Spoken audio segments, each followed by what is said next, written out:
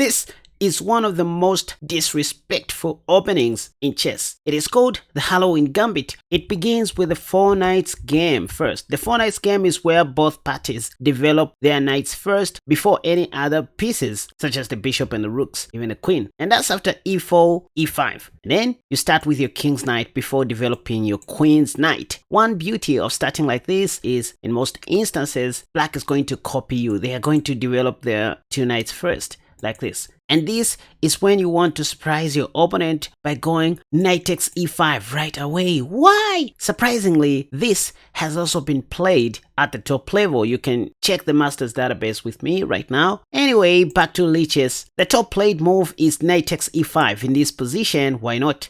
That's just a free knight. And this is when you go pawn to d4. Now, black can play knight g6 or knight c6. If they play the top played move knight c6, now I want you to see the power of these pawns. Spoiler, we are going to pressurize black with our center pawns, beginning with the move d5. Black can play knight b8, but the top played move is knight e5, after which you can simply go pawn to f4. Now see that black's knight has no good squares, so they play knight g6 in this position, and guess what? This is when we advance our e-pawn. Look what you are doing with your life. Black can play queen e7, which we are going to look at in a moment, but the top played move is knight g8 in this position, which looks safe. And now this is when you can go pawn to d6, making it harder for black to develop their minor pieces, including the queen. If cd happens, you simply take back with your e-pawn, and now it is official that black is not gonna develop their bishop on e7. And you're just one move away from winning a minor piece on e7, by the way, after queen e2 check. Most black players here play queen b6, which brings the game back to equal, as you can see from the eval bar. So you go knight b5, double defending your d6 pawn, which was attacked twice by black. Equal play. And this is when you will see most of your opponents playing the top played move again, king d8, moving away from the upcoming danger if you think about it. Besides, we were just one move away from giving a check on c7 and probably win a rook, winning back a piece. This is why black plays king d8. And now here is one secret of gambits. You don't stop attacking. You just continue doing your thing. Even if you run out of ideas, look for something to attack. For example, I would play pawn to f5 here, just buying time on this knight, seeing where black is going to place that knight. Remember, we are still down a knight, and these pawns are our heroes at the moment. Knight e5, we continue attacking. Bishop f4. Again, the knight is kind of limited. If they play knight c6, you have all the time in this world to develop your other pieces. Quick development is the key. Sometimes it is not just about quick checkmate. S6, for example, runs into bishop e3, and as you can see, the queen is almost trapped. If they play something like this, guess what? Black is going to die terribly after queen takes f5 check, and after knight takes, you simply have bishop b6 check, and give a check on c7, start winning some material. This is open check, by the way. King back to e8, again knight c7 check, king d8, win the rook, king e8, knight c7 check again, king d8. Now, frankly speaking, you can take the knight if you want and then take black's bishop, but from the positional point of view, knight b5 check seems to be more powerful, just stopping black from capturing your d6 pawn. It's the most precious piece you have. And by the way, this is discovery check, so black is going to play king e8, and this is when you can castle long if you want. Oh, just take the free knight if you so wish. Now say, what if it so happens that after d5, knight e5, f4, knight g6 and e5, black doesn't play knight g8? I mean, where we play pawn to d6 next. And say this time they play queen e7, just pinning the pawn to the king, also developing a piece with tempo. Well, first you have bishop e2, but the best you can do according to Stockfish is to play queen e2. And this renews the threat to capture on f6. You will see most of your opponents playing knight g8. They don't want to give up a knight, right? Once again, this is when you can play pawn to d6. It looks like you just want to exchange queens, right? But no, you have a greater move. This was kind of a clearance sacrifice to allow your queen's knight to sit on d5, attacking that poor queen. By the way, there's nothing much black can do. If they play queen e6, you have knight c7 check and you're going to win that queen. If they play queen h4 check, you have pawn to g3. That was a 1-0 move, by the way. And if black plays queen h6, that loses due to pawn to f5, discovery attack on the queen. And I should say the queen is trapped in this position. Maybe the only sensible move black can play, I don't know, maybe knight f4, then bishop takes. Where is this queen going to go? Maybe pawn to g5, fg, then queen takes. From here, you can continue with moves like bishop g2, knight c7 check. You have castle long in the near future. The whole idea is to make black's position become passive. But anyway, nobody is going to do that. Maybe after pawn to g3, black is going to play queen d8. Guess what? Even in this position, there's a nasty trap that you can try, beginning with a move knight c7 check. You just want to win a rook, or winning back a piece. That's what I said. If queen takes, you simply have e takes d6. This is discovery check. That's why we played queen e2 back on move 9 instead of bishop e2, by the way. In this position, you are guaranteed of winning a queen. Anyway, let's say after knight c7 check, black doesn't capture the knight and they just play king e7. That's the only move. Here you have bishop d6 check. Oh, this is double check. If king takes, there are so many things that you can do again. Yes, the best move here, according to Stockfish, is to take the rook. That's fine, but from a human's point of view, knight e8 check is easier to understand or digest. Why do I say so? Because there's only one sensible move that black can play here, queen takes, just giving up their queen. If they play something like king c5, I'll leave it up to you guys to find checkmate in one. Leave your answers in the comment section down below. In my next video, I'll be giving out free chocolates. I wish. Before I continue, this will probably be your last time to hear from me ever again. If you don't subscribe or if you don't hit the like button, because the YouTube algorithm won't be recommending my videos to you and to others. Also, if you don't share this video, YouTube won't like me. So do the needful to keep this channel alive, because you are the hero. Thank you. Now, last line for today, because I intend to make a part 2 of this video in the near future. After knight takes e5, knight takes, and pawn to d4, we saw that black can play knight c6 first, and after d5, this is when they go knight e5, and then later on putting their knight on g6 like this. But you know, back here, after you play pawn to d4, black can immediately play knight g6, not allowing you to push your f-pawn first. Well, from here, you can still continue with the same plan of advancing your central pawns, e5. And it turns out, once again, that knight doesn't have many squares to go to, so they play knight g8 in most cases. And now, this is where you play bishop c4, targeting the weak f7 pawn. If they play pawn to d6, the top played move, your plan is very simple from here. Queen f3, h4, h5. Sometimes you can start with h4, it doesn't matter, but queen f3 is more forcing to me because this poses an immediate checkmate threat. I've seen people playing bishop e6 in this position, but that's not a good move. Why do I say so? Because you start winning some more materials. No need to take that bishop, by the way. You start with queen takes b7, and after bishop takes c4, see what's happening to the eval bar. Once again, the game is completely back to equality, if not white having a slight advantage. Plus 0.7 suffice to win the game. You continue with queen c6 check, and there is little or nothing black can do. If queen d7, you have queen takes a8 check. So you're going to get back your piece with tempo. In this position, black's king is forced to step up, and now this is when you can check on c4 with your queen. You have knight d5 check coming. Yes, you're still down a knight, but black's pieces are all sleeping, and it's hardly easy for them to develop their kingside pieces. This is not for the faint of hearts. If d takes happens, this is even worse because you have bishop g5 check.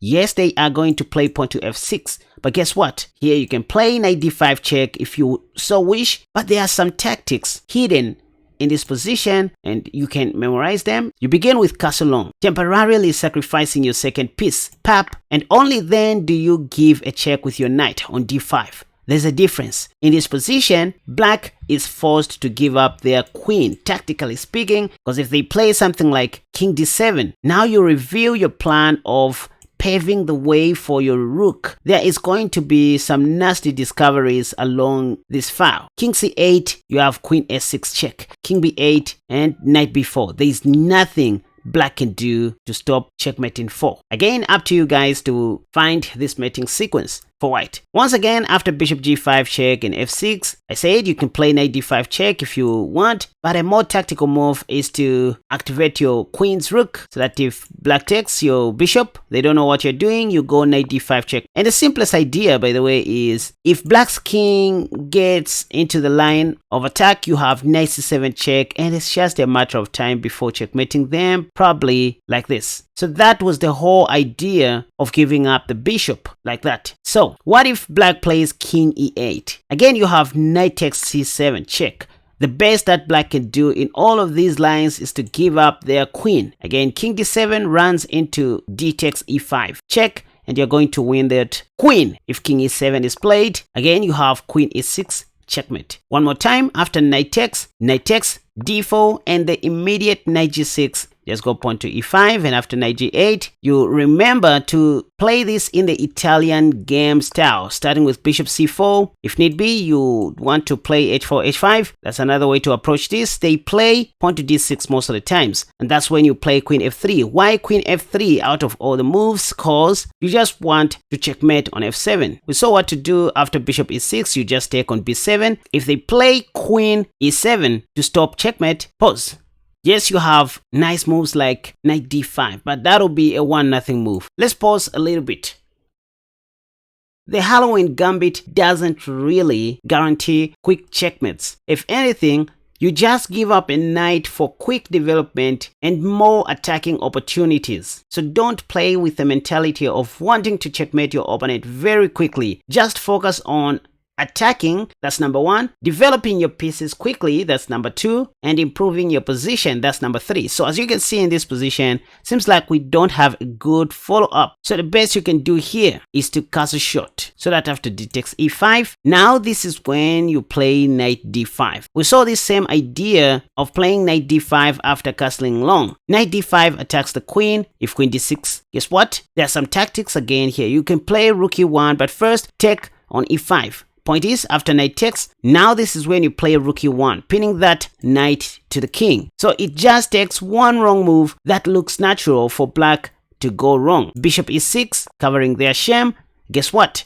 Here you can even play rook takes e5, because if queen takes, you simply have bishop f4, and there is little or nothing black can do to get back into the game. Position is plus 2.4. They have to give up their queen. Moves like queen takes b2 won't help due to knight takes e7. This is coming very fast. If king e7, now you have rook e1, and life goes on.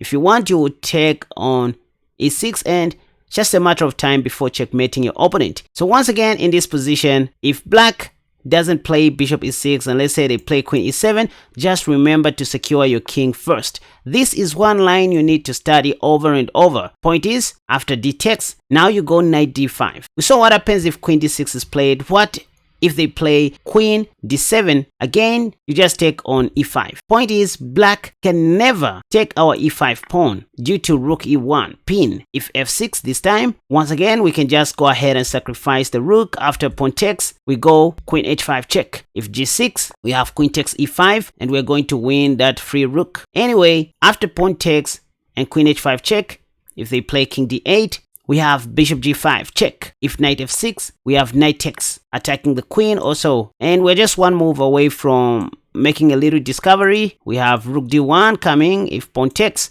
we're going to win a rook. Bishop e7, only move, pop, and look at this.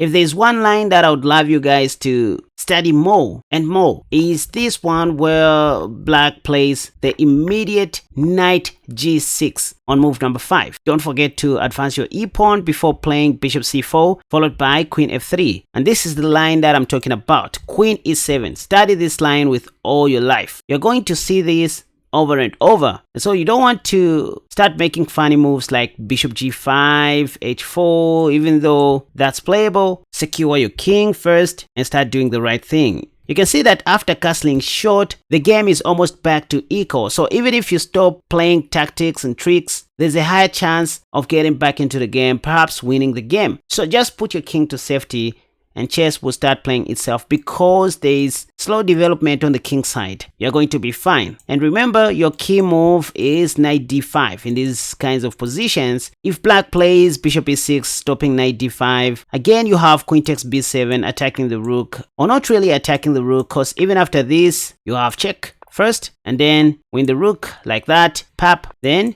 pap, and check is coming. So bishop e6 always equals queen takes b7. If black plays something like c6 in this position stopping knight d5, you have pawn takes, paving the way for your rook anyway, attacking the queen. If queen takes, you have bishop takes, not even taking back with the queen. If king d8, just find ways to attack your opponent, not just developing pieces. The sequence is attacking moves first, developing moves second, then improving moves third.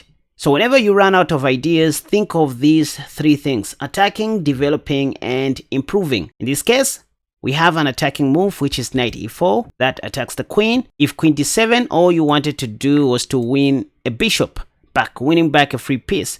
If black chooses to hold on to the dark bishop like that, you have bishop g5 in this position. After knight f6, you can take like this, and after pawn takes, you're still going to get back your piece. gf, pap, the queen is dead. So we've seen that not even c6 can stop your Sobibo moves due to bishop takes. If they play queen f6 trying to exchange queens, you still have moves, rook e1 check. If bishop e6, you have bishop takes. Yes, there are in-between moves you can take, but first you have bishop g4. You don't even have to ruin your pawn structure. And in this position, material is equal. You just equalized the game besides being up in terms of position. If they don't take your queen after bishop takes, let's say they take with the pawn, no need to exchange queens.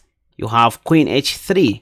You want to take with the rook here. If they play king d7, again, notice that you don't have much to do, so you need to think about those things I told you. Attacking moves first, developing moves second, and if you don't have any of those, look for improving moves. Moves that improve your position. So knight e4 is an attacking move. I would consider playing this. If queen f5, I would go knight c5 check. That's an attacking move. If king takes, now I would play rook takes with check and win the queen. Done. For today, this is all you need in the Halloween Gambit, you guys. I have an old tutorial on the Halloween Gambit, but these are new updates that I'm showing you guys. New changes, new developments, and so this is not a repetition. If anything, it's an upgrade for you guys. Let me know what you think in the comment section down below if I should make part 2 of the Halloween Gambit tutorial video. Now, go and check out 3 of my new courses on my website KaspaChess.com that I highly recommend you get right now. The newly updated Semi-Slav defense against d4, the knight c6 Nimzowitsch defense, and the mighty e5 Paris defense, which is my best selling course to this date. Chess is a school on its own, and you will just need to show some efforts to unlock some secrets that content creators don't show on YouTube. And that's how you support this channel, by the way.